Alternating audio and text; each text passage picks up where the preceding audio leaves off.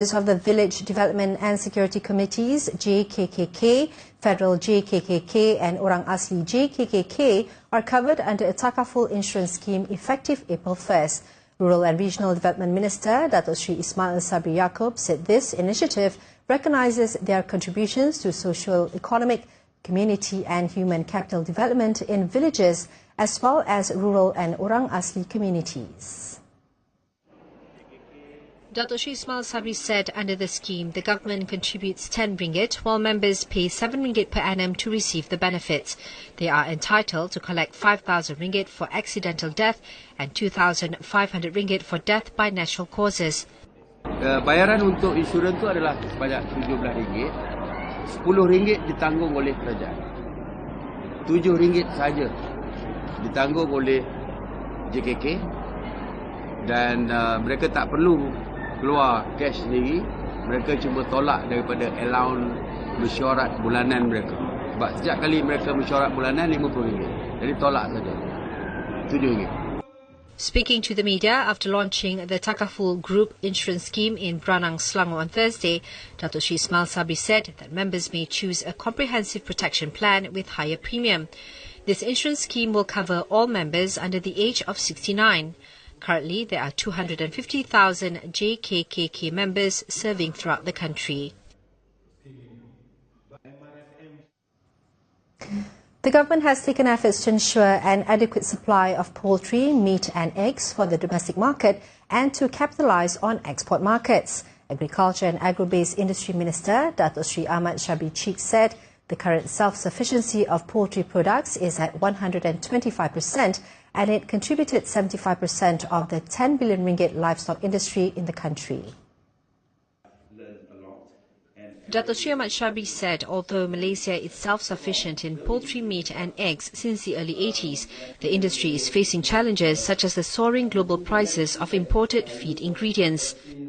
Cabaran yang besar ialah keupayaan kita menghasilkan makanan ternakan itu sendiri. Kerana misalnya kita menghasilkan ayam yang mencukupi, bahkan kita boleh ekspor.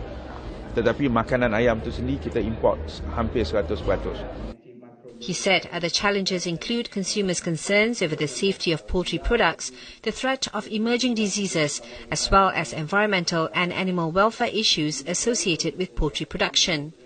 Speaking to reporters after officiating the Livestock Asia Expo and Forum organised by UBM Asia Limited on Thursday, Datuk Sri Ahmad Shabri said the poultry industry must reorientate itself to meet the challenges of a market-driven world in order to continue to contribute significantly to the national food security. Targeting the growth of 20% or 200 million ringgit in transactions value in this 9th edition, the event expects to draw in 7,000 of domestic and foreign trade visitors and delegates from 200 exhibitors from 31 participating countries in addition to Malaysian firms. Participating countries include Germany, China, Italy, Japan, South Korea, Singapore, Thailand, Netherlands, Turkey, United Kingdom and the US. Petronas has been crowned the most attractive employer in Malaysia for 2018 by Randstad, one of the world's leading recruitment agencies, on Thursday. The national oil company climbed one spot this year after coming in second over the past 2 years. Shell Malaysia clinched second spot, followed by Nestle Malaysia. In a statement Thursday, Randstad said the awards are presented to the top 3 companies that have received the highest attractiveness score in the survey that job seekers in Malaysia will want to work for. The winners for this category are selected from the 75 largest employers in Malaysia based on local workforce size. Meanwhile, Randstad Malaysia Country Director Ryan Carroll said its survey since the past 3 years showed more companies are starting to evaluate and redesign their employer brand. He added that this is especially true for Malaysia, where companies are constantly competing to hire, engage and retain the best people from a very limited talent pool. Petronas Group Human Resource Management Senior Vice President Datuk Raiha Asni Abdul Rahman said the company will always strive and raise the benchmark to stand out as the nation's employer of choice. She stressed that talent is the most fundamental asset to its success as a leading oil and gas multinational. As a result, Petronas has always been able to attract, motivate and retain the best of talents, not only in Malaysia but in the countries they operate in. It also places a great emphasis on diversity and inclusion, as well as the creation of a conducive working environment for their people to flourish.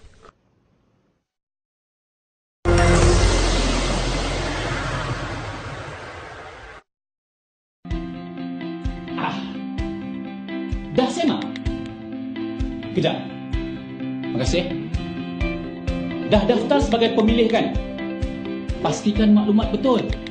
SPR menyediakan aplikasi My SPR Semak.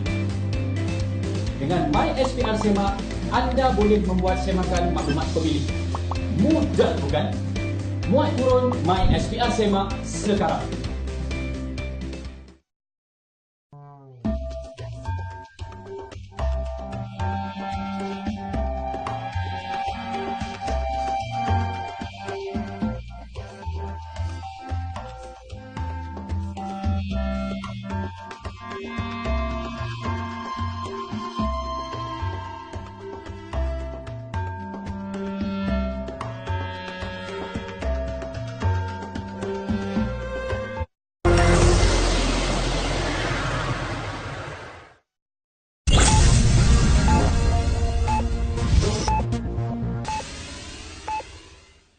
Welcome back. Datuk Sri Dr. Ahmad Zahid Hamidi says candidates contesting parliamentary and state seats in the 14th general election will be announced at the state level by the respective Barisan Nasional BN state chairman.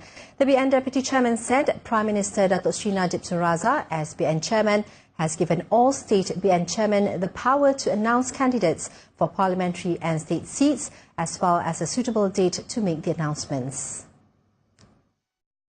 Saya yakin Sedang Yang Berhormat Perdana Menteri selaku Komisi Barisan Nasional untuk memberikan kuasa kepada semua Menteri Besar dan Menteri yang menjadi Komisi Barisan Nasional lebih tinggi untuk mengumumkan calon Parlimen dan Jabatan Perdana Menteri bagi negeri-negeri yang berkenaan.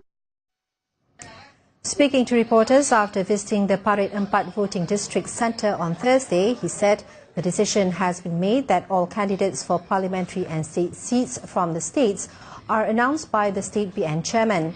He was commenting on rumours over the last few days that the Prime Minister would hand over the nomination credentials to BN candidates at the Putra World Trade Centre in stages on Friday, Saturday or Sunday.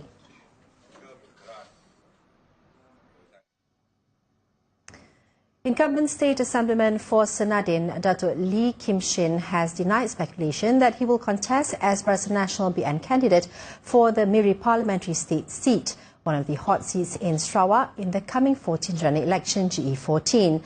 Datuk Lee, who is Sarawak Assistant Minister for Tourism, Arts and Culture, said at the moment he is focusing on his responsibility as Assemblyman.